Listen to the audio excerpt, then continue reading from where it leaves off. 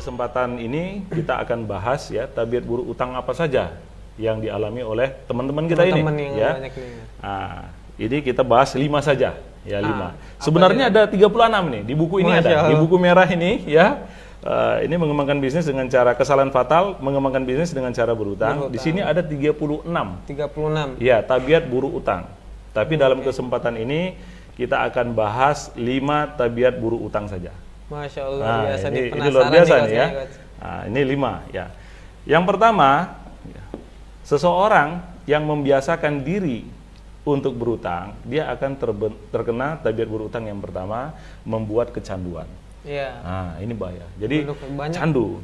Kita taunya kan sekarang candu ini apa saja nih, Ustaz? Narkoba. Narkoba. Terus pokoknya manis-manis tuh candu. Pornografi. Lagi. Ya, narkoba, pornografi. Tidak hanya itu.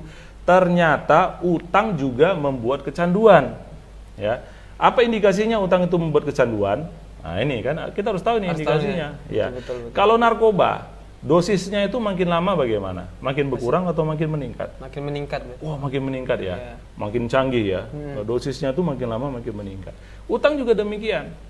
Itu rata-rata teman-teman kita yang terjerat utang itu kita tanyakan dulu, Anda punya kartu utang. Nah, ini kartu utang dulu ya. Kartu utang dulu berapa? Coba ingat-ingat. Wah, sekian Pak. Oke, sekarang jadi berapa? Berapa kali lipat? Wah, ini macam-macam.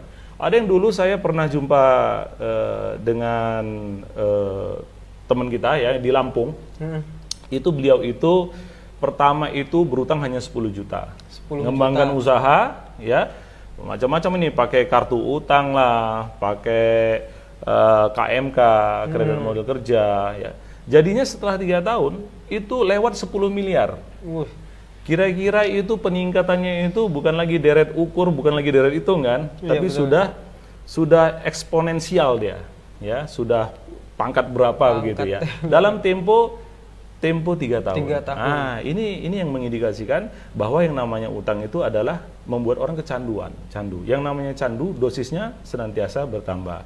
Dulu dia punya kartu kredit 1, kemudian 1 tahun sudah jadi 3, bisa jadi 5. Dulu plafonnya itu 10 juta, 3 tahun kemudian jadi 10 miliar. Ini yang mengindikasikan bahwa utang menyebabkan kecanduan. Yang pertama, yang kedua jumlahnya selalu bertambah, dosisnya selalu bertambah, ya. Ini selalu begitu. Kita tanyakan tuh dari Sabang sampai Merauke, itu mereka mengatakan setuju semua, ya. Udah konsensus, sepakat semuanya bahwa yang namanya utang itu membuat kecanduan dan dosisnya jumlahnya selalu bertambah. Nah, jadi dosisnya tuh selalu bertambah.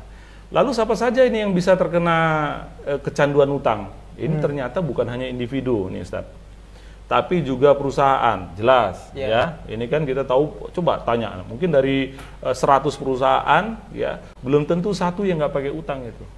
Ya, perusahaan yang operasionalnya jalan ya, belum tentu satu yang nggak pakai utang. Ya, itu rata-rata pakai utang. Ya, jadi bukan hanya individu, bukan hanya perusahaan, tapi juga yang paling berbahaya adalah ketika negara yang kecanduan utang. Betul-betul. Ya, ini luar biasa kalau sudah negara yang kecanduan utang. Ya, sudah banyak ini contoh negara-negara di dunia ketika mereka membiasakan berutang. Ya, mereka kehilangan kreativitas, yang tahu hanya berutang, ada masalah utang kembali, ada masalah transfer balance, ada masalah tambah lagi plafon, ya. Seperti itu yang dilakukan. Akhirnya apa? Akhirnya ada beberapa negara yang harus hilang kedaulatannya karena utang. Kita tahu ya bagaimana Nigeria, ya. Seperti itu, Zimbabwe. Ya, itu semuanya sudah tergadai kedaulatannya karena utang. Ya, jadi yang diuntungkan adalah negara pemberi utang atau lembaga pemberi utang. Mereka dengan seenaknya nanti bisa mengatur regulasi negara tersebut. Ya, ketika regulasi itu dipaksakan, ya, regulasinya dijalankan, itu akhirnya akan menguntungkan lembaga atau negara pemberi utang. Nah, jadi sekarang malah utang ini dijadikan alat penjajahan gaya baru atau neo-imperialisme namanya ya. Nah, jadi ini jadi alat penjajahan gaya baru. Kalau dulu kita lihat semuanya serba fisik semua kan? Agresi militer Belanda misalnya kan itu fisik. Ada pasukan yang dikirim, ada persenjataan yang dikirim, ada peluru yang dilepaskan di situ. Kalau sekarang tidak. Caranya itu lebih soft tapi lebih berbahaya. Betul-betul. Ya, jadi lebih berbahaya dia. Ya, dikasihkan utang, sudah kecanduan, dosisnya diperbanyak sampai negara tersebut tidak mampu membayar bahkan bunganya saja, di situ lalu dipaksakan. Ya, Anda mau selesai utangnya enggak? Mau, ya. Syaratnya harus begini, harus begini, harus begini. Regulasinya yang diatur. Nah, kita tentu nggak mau negara yang kita cinta ini, ya, juga mengalami nasib yang sama, harus tergadaikan kedaulatannya dikarenakan utang. Untuk itu kita di masyarakat tanpa riba, kita mendatangi bukan hanya masyarakat biasa, tapi juga kita mendatangi para pejabat-pejabat, ya, anggota legislatif, kemudian yang eksekutif juga kita datangin, ya. Di sini kalau Anda lihat di buku merah ini, kesalahan fatal pengusaha mengembangkan bisnis dengan cara utang, di sini kita sudah banyak datangin, ya, sudah banyak datangin para pejabat, ya, termasuk yang ini ya, para menteri, wakil presiden juga sudah pernah, kebetulan ya saya juga sempat datang ke beliau, Kiai Ma'ruf, ya, ini kita sampaikan bahwa negara ini bisa tergadaikan kedaulatannya karena utang, ya, ini rata-rata mereka pun sadar. Nah, cuman alasannya apa? Ini alasannya luar biasa. Ini yang banyak ini disensor nggak? Karena kebetulan saya pernah ke Kiai Ma'ruf, ya. Beliau mengatakan ya bagaimana kita ini kan masuk ke pergaulan dunia, ya. Negara yang lain juga melakukan hal yang sama. Artinya kita mengikuti apa yang dilakukan kebanyakan orang, kan begitu ya. Betul. Ini yang luar biasanya. Kita tentu sebagai anak bangsa kita nggak mau harus tergadaikan kedaulatan negara kita ini dikarenakan utang. Karena utang ini dipakai sebagai alat penjajahan gaya baru, Ustaz. Nah, ini kita nggak mau. Sekarang kita lihat utang kita, wah, semenjak COVID-19 ini aja, ya, 4 bulan terakhir tuh pertumbuhannya berapa banyak? Ya, itu luar biasa. Yang awalnya aja sudah 5.000 triliun lewat, ya. Nah, kalau uang 5.000 triliun itu dalam bentuk pecahan 10.000, Ustaz. Ya, dalam bentuk pecahan 10.000. Ini udah ada yang ngukur nih, ya. Nah, jadi satu blok itu 10.000 tuh, ya. Jadi satu blok 500.000 diukur sekian senti, ya. Dalam pecahan 10.000, 5.000 triliun itu mampu menghubungkan bumi sampai ke bulan. Nah, ini biar lebih terindra. Lebih terindra. Ini luar biasanya utang. Nah, jadi tabir berutang yang pertama tadi menyebabkan kecanduan. Yang kedua, jumlahnya selalu bertambah. Nah, yang ketiga, tabiat buruk utang yang ketiga, menambah beban kehidupan. Nah, ini yang luar biasa. Kita tahu saat ini bagaimana beban hidup itu sedemikian dahsyatnya, ya, dirasakan tekanan dari beban hidup itu sangat besar sekali. Apalagi kita tahu, ya, sekarang ini banyak sekali saudara kita yang terkena imbasnya dari kondisi saat ini. Krisis ekonomi pun sudah terjadi di dunia usaha, sudah ada beberapa sektor usaha itu yang decline, ya, yang sudah jatuh, ya.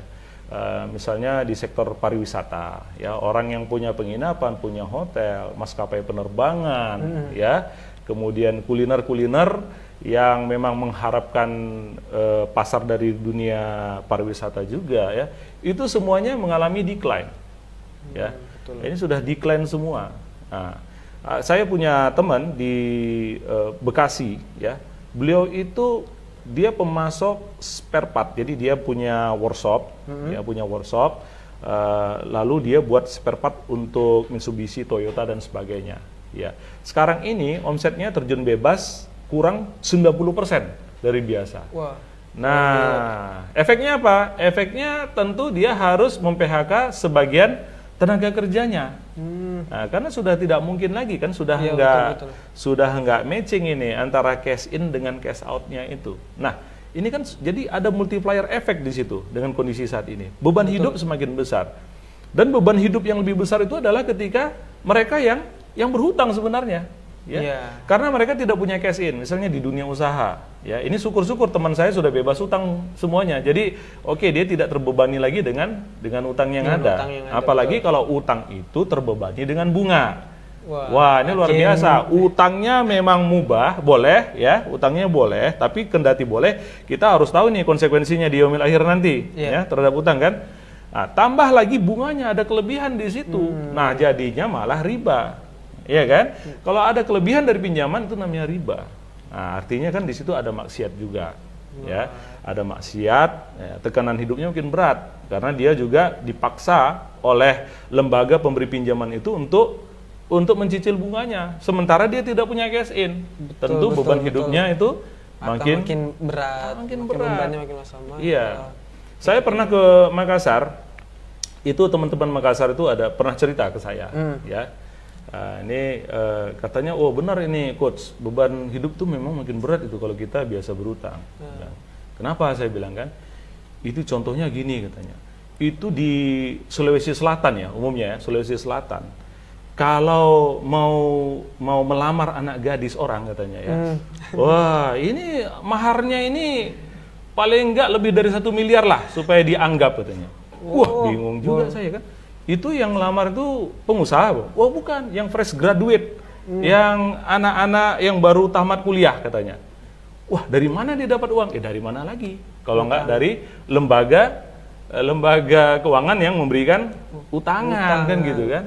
Oh, jadi coba bayangkan ya, untuk sebuah acara pernikahan ya, dia harus keluar sekian miliar padahal dia baru fresh graduate.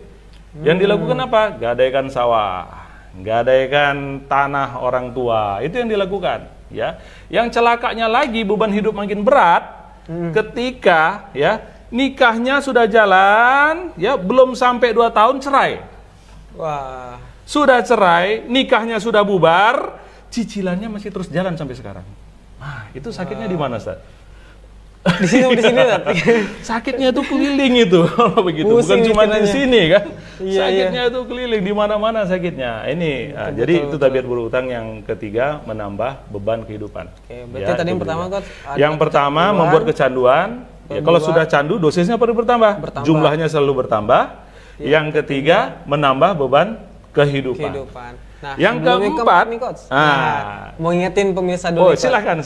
Nah, bagi pemirsa dari TV yang mungkin udah mendengar nih penjelasan dari narasumber kita pada kali ini tentang topik yang menarik, dan tentunya juga pasti para pemirsa juga nggak sabar untuk bertanya. Jadi kita persilahkan bagi para pemirsa dari TV yang pengen tanya-tanya, silakan nanti tulis pertanyaannya di kolom komentar di bawah. Nanti langsung kita tanyakan kepada narasumber kita kali ini.